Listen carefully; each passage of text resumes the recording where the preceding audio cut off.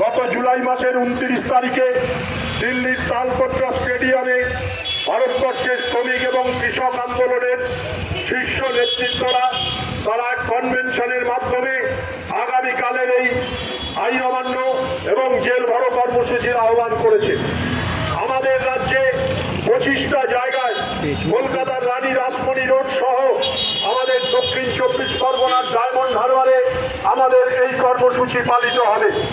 আমরা দক্ষিণ 24 পরগনা জেলা বাস মিনিবাস ওয়ার্কার্স ইউনিয়নের পক্ষ থেকে এসব অঞ্চলের শ্রমিক কর্মচারীদের কাছে যে আবেদন নিয়ে আমরা এসেছি যে আগামীকালের যে কর্মসূচি আপনারা সেই কর্মসূচিতে সামিল হন। আপনারা জানেন যে 12 বৎসর কেন্দ্রে নরেন্দ্র মোদীর সরকার অতিক্রান্ত হয়েছে। 2014 সালে যখন নরেন্দ্র মোদীর ভারতবর্ষের ক্ষমতায় আসে তখন গরিব মানুষের ভালো করবার শপথ দিয়ে গরিব মানুষকে অনেক কিছু দেবার সব কথা বলে ভারতবর্ষের ক্ষমতায় এসেছিল। কিন্তু আজকে নরেন্দ্র মোদীর এই 12 বৎসর রাজত্বে 450 টাকার গ্যাসের দাম 950 টাকা দিয়ে আপনাদেরকে কিনতে হচ্ছে। আজকে ডিজেল পেট্রোল রান্নার গ্যাস সমস্ত কিছুতে আপনি 14 সাল আর 2026 সাল তুলনা করে দেখুন যে কোন জায়গায় গিয়ে আমরা পৌঁছেছি। আর তার মধ্যে একের পর এক দুর্নীতি কেলেঙ্কারি সারা দেশব্যাপী আজকে আলোড়ন সৃষ্টি করেছে। গত কয়েকদিন আগে আপনারা দেখেছেন যে সারা ভারতবর্ষে প্রশ্নপত্র ফাঁস তার যে কেলেঙ্কারি তা নিয়ে যন্তর মন্তরে ছাত্রদের যে আন্দোলন সেই আন্দোলনে পুলিশের নির্যাতন এবং তারপরে দাঁড়িয়ে ভারতবর্ষের শিক্ষামন্ত্রী ধর্মেন্দ্র প্রধান তিনি পদত্যাগ করতে বাধ্য হয়েছেন। আপনারা অনেকে মনে করবেন যে 10 তারিখে জেল ভরো করে কি হবে। আমরা বলছি আন্দোলন রাস্তা, এই রাস্তাই হচ্ছে একমাত্র পথ। আন্দোলন বা রাস্তা ছাড়া কোনো উপায় নেই। আপনারা দেখেছেন তারপরে সারা ভারতবর্ষে এই আন্দোলনরত ছাত্রদের উপর যে কেস কামারি করেছিল পুলিশ, অন্যায়ভাবে জুলুমবাজি করেছিল, সুপ্রিম কোর্টের নির্দেশে সেই সমস্ত কেসকে খারিজ করতে হয়েছে এই ছাত্রদের আন্দোলন, যুবদের আন্দোলনের ফলে আমরা 10 তারিখে ওই ডায়মন্ড হারবারে যাচ্ছি এই দাবিগুলো নিয়ে যে আমাদের যে পরিবহন শ্রমিকরা তারা কি দুর্দশার মধ্যে আছেন।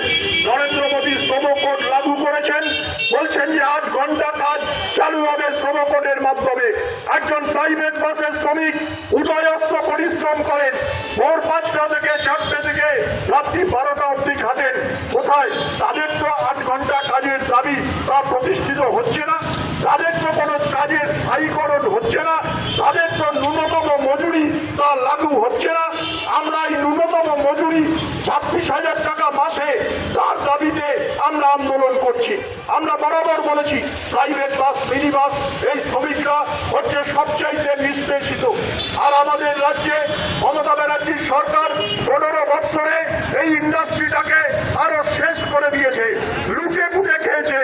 এখানে ইউনিয়নবাজির নাম করে তোলা হয়েছে, শ্রমিক শোষণ হয়েছে, গাড়ির সংখ্যা কমেছে, মোটর ডিটেলসগুলোতে ঘুঘুর বাসায় পরিণত হয়েছে। আজকে কমতে কমতে 6টা 8টা এক একটা রুটে গাড়ি চলছে। আজকে সেই গাড়ি বৃদ্ধির কোনো পরিকল্পনা নেই। যারা পুরনো শ্রমিক তারা এই পেশা ছেড়ে অন্য পেশায় যেতে বাধ্য হয়েছেন। তারা কেউ স্ট্রিট হকারি করতেন, কেউ রেলের হকারি করতেন, কেউ বস্তিতে থাকেন, কিন্তু তাদের উপর আক্রমণ। যারা প্রাইভেট বাসের কাজ ছেড়ে রাস্তায় হকারি করছিলেন সেই হকারকে বিনা নোটিশে উচ্ছেদ করে দেওয়া হলো, ওই রেল হকারদের উচ্ছেদ করে দেওয়া হলো, বস্তিবাসীদের উচ্ছেদ করে দেওয়া হচ্ছে। আমরা বলছি এই গরিব মানুষকে পুনর্বাসন ছাড়া উচ্ছেদ করা চলবে না। আমাদের দাবিগুলোর মধ্যে অন্যতম দাবি এই গরিব মানুষকে পুনর্বাসন দিয়ে তবেই উচ্ছেদ করতে হবে। আর প্রাইভেট বাসের ক্ষেত্রে যে রুটগুলো ছিল সেই রুটগুলোকে পুনরুজ্জীবিত করুন, নতুন নতুন গাড়ি আনবার জন্য ব্যবস্থা করুন, নতুন নতুন রুট চালু করবার ব্যবস্থা করুন। তা না করে কর্পোরেটকে দিয়ে ওলা উপরের মতো ওই অ্যাপ ক্যাবের মতো গাড়ি চালু করবার ব্যবস্থা করছে। আপনি ওই সেক্টর 5-এ যাবেন, আপনি অ্যাপ ক্যাবে বুক করবেন, আপনি এসি গাড়িতে উঠবেন, 50 টাকা মিনিমাম ভাড়া, 69 টাকা মিনিমাম ভাড়া। গরিব মানুষের জন্য সেই ভাড়া দেওয়া কি সম্ভব? আজকে প্রাইভেট বাসের ভাড়া পুনর্বিন্যাস না করে মালিকরা রসাতলে যাচ্ছে, ডিজেলের দাম এইভাবে বেড়েছে, তারপরেও ভাড়ার কোনো পুনর্বিন্যাস হচ্ছে না, ফলে কোনো মালিক আর নতুন করে ইন্টারেস্টেড হচ্ছে না এই গাড়ি চালাবার ক্ষেত্রে। আর সেই জায়গায় দাঁড়িয়ে আমাদের সরকার ওই নতুন ভাবে তারা ইন্ট্রোডিউস করছে ওই এক ক্যাবের গাড়ি, যা উঠলেই 50 টাকা। আর প্রাইভেট বাসের শ্রমিকরা তারা না খেতে পেয়ে মরবে, মালিকরা তারা নতুন গাড়ি বার করতে পারছে না, তার কারণ ভাড়ার পুনর্বিন্যাস তা হচ্ছে না। ইন্স্যুরেন্স একটা গাড়িতে 60,000 70,000 টাকা করে বছরে ইন্স্যুরেন্স দিতে হচ্ছে, সিএফ এর ফিস বৃদ্ধি হয়েছে, টায়ার টিউবের দাম বৃদ্ধি হয়েছে, আজকে ড্রাইভিং লাইসেন্স রিনিউ টাকা বৃদ্ধি হয়েছে। এই সমস্ত আক্রমণ শ্রমিক শ্রেণীর ওপর নামিয়ে আনার ব্যবস্থা করা হয়েছে। তাই আমরা সিআইটিউ দক্ষিণ 24 পরগনা জেলা বাস মিনিবাস ওয়ার্কার্স ইউনিয়ন আমরা আগামীকাল এই র্যালিতে, এই জেল ভরো আন্দোলনে আমরা সামিল হচ্ছি যে আরটিএর ঘুঘুর বাসা ভাঙতে হবে। সমস্ত রুটে ওই এক ক্যাবের বাস নয়, ওই বাণিজ্যিক গাড়ি নয়, সমস্ত গরিব মানুষের জন্য আজকে প্রাইভেট বাসের রুটের সংখ্যা বাড়াতে হবে। পশ্চিমবাংলার ডবল ইঞ্জিন সরকার ক্ষমতায় আসার আগে বলল মহিলাদের জন্য ওই সরকারি বাস ফ্রি।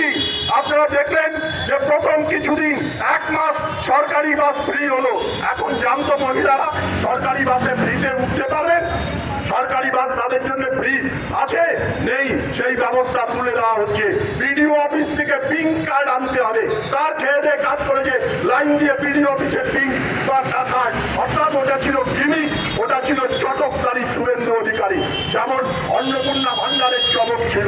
বিজেপি নিজের ভোটে ক্ষমতায় পশ্চিমবাংলায় আসেনি, তৃণমূলের দুর্নীতিকরণ পশ্চিমবাংলায় এই অরাজক পরিস্থিতি, সেই ভোটে আজকে তৃণমূলকে তাড়াবার জন্য মানুষ বিজেপিকে ভোট দিয়েছে। ফলে বিজেপি যদি মনে করে থাকে এই অন্যায় অত্যাচার, এই চোখ রাখানি, এই শাসানি, এতে যদি টিকে থাকতে চায়, মানুষ তা সহ্য করবে না। যে মহিলারা, যে মা বোনেরা 3,000 টাকা অন্নপূর্ণার ভান্ডার পেতেন, তাদের আজকে এই 13,000 টাকা অন্নপূর্ণা লক্ষ্মীর ভান্ডার পেতেন, তারাও আজকে 3,000 টাকা পাবেন বলে মমতা ব্যানার্জিকে হাত ছেড়ে ওই বিজেপিকে ভোট দিয়েছেন, কিন্তু তারা সেই টাকা পাচ্ছেন না।